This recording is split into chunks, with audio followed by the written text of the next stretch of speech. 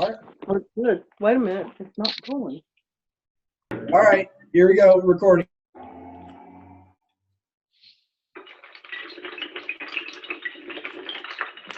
Camera on.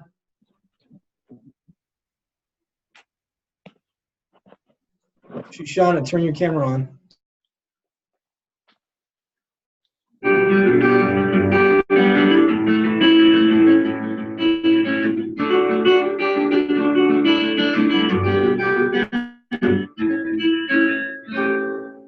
Are you teachable? Young, I need to know. Are you reachable? Just how far are you willing to go? Are you humble? Oh, and are you teachable? Can you hear that still small voice in your head, showing us where we're missing the mark? Where we're missing the mark. Like a child, we must trust and obey you, even if no one is when you built the radar. No one was teachable. How about you? I need to know. Are you reachable? Just how far are you willing to go? Read his word, do all it's best to do. If you want to live forever with him, live forever with him. And when you go astray, confess your sin. Even God will live, and God will forgive them. God was teachable. How about you? I need to know. Are you reachable? Just how far are you willing to go? Are you humble? Oh, and are you teachable? Or he resists the crowd and tough the man. Just look at me, see how great I am. But to this one girl he looks, the meek and unpretentious man, like grandfather Abraham. Or he was teachable. How about you? I need to know. Are you reachable? Just how far are you willing to go? Are you humble? Oh, and are you teachable?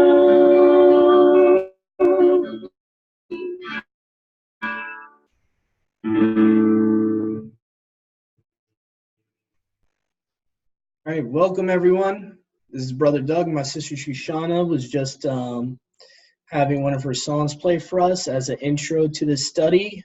And it's known as, the song is called Are You Teachable? And that's going to transition us into our study today. So I'm going to allow my brother Dennis to go with the commentary here as we start our study. And Brother Dennis, you're unmuted. You should be unmuted at this point. Let me just make sure. Yep, you are. All right, so you will start us off and going into the study called What Christianity and Judaism Gets Right and What They Get Wrong. And the first part is Judaism. So go ahead, brother. Thank you, Doug. This is Dennis. Some sects in Judaism keep the Sabbath from sunset to sunset.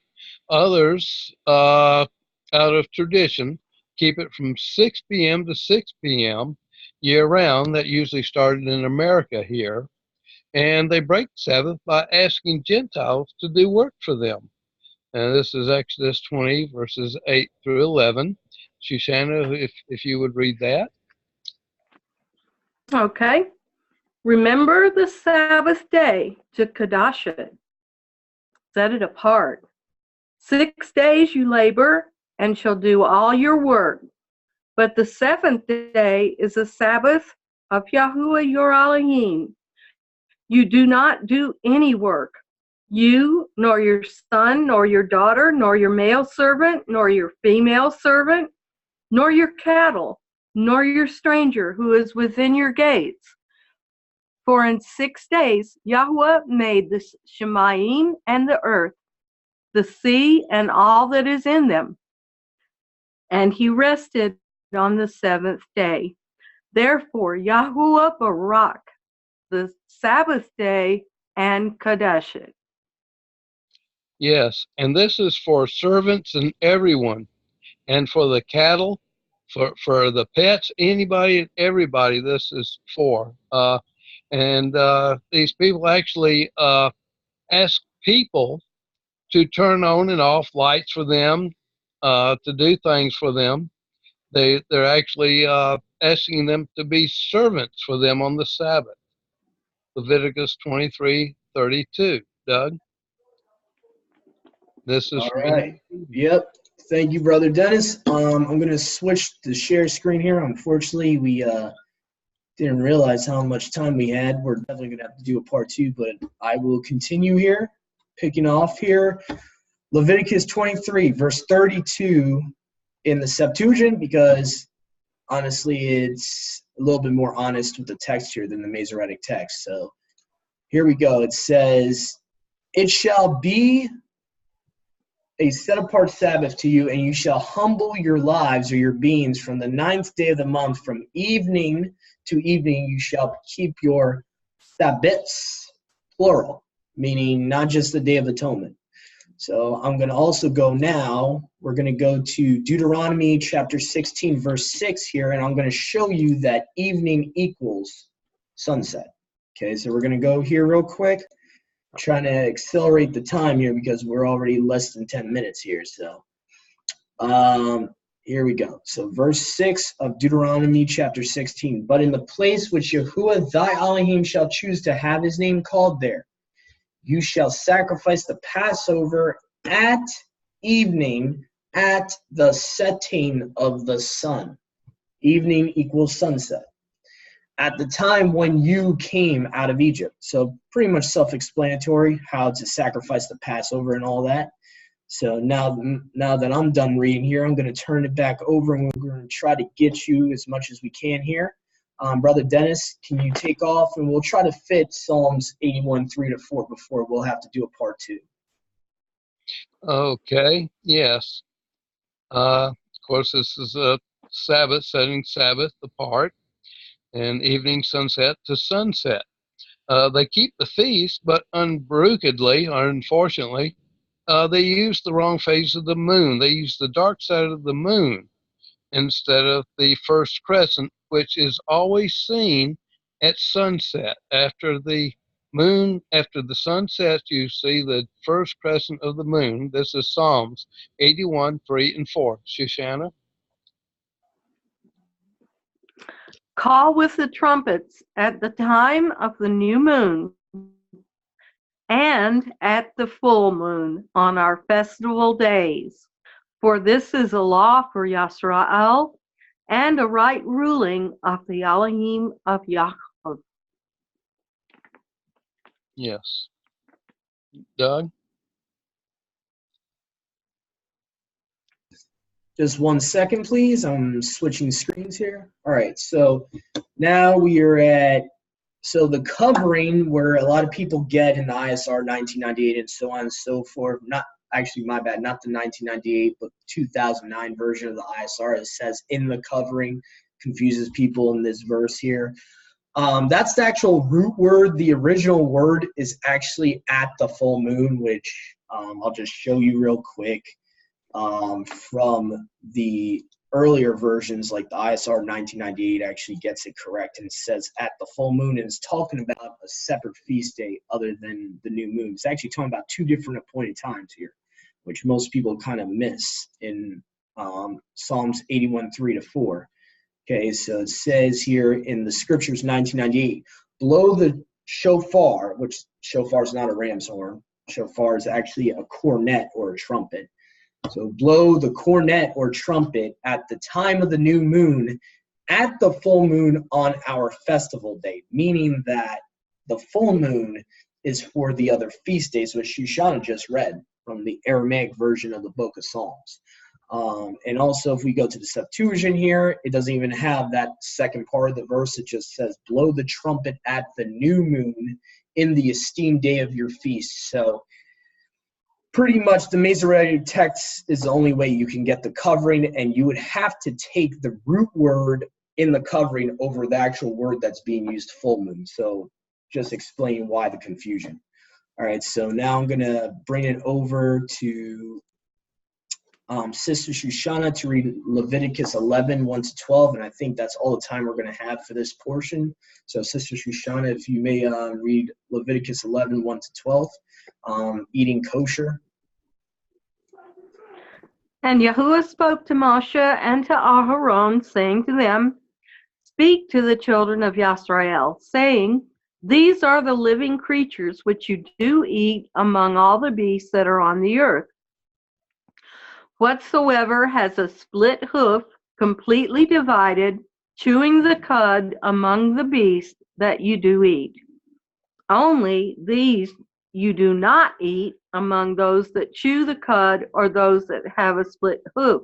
The camel, because it chews the cud, but does not have a split hoof, is unclean to you.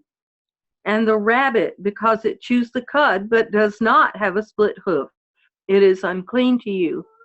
And the hare, because it chews the cud, but does not have a split hoof, it is unclean to you. And the pig, though it has a split hoof, completely divided, yet does not chew the cud, it is unclean to you. Their flesh you do not eat, and their carcasses you do not touch. They are unclean to you. These you do eat of all that are in the waters.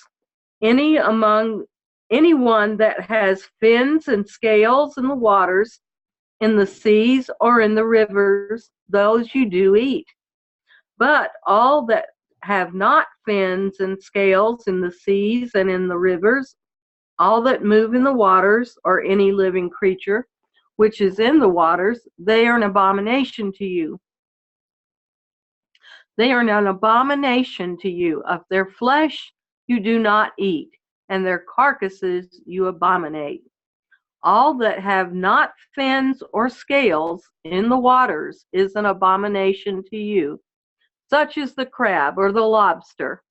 And it goes on to explain among the birds, those that you eat, and insects. And we're not going to go into that because usually we get it right on those.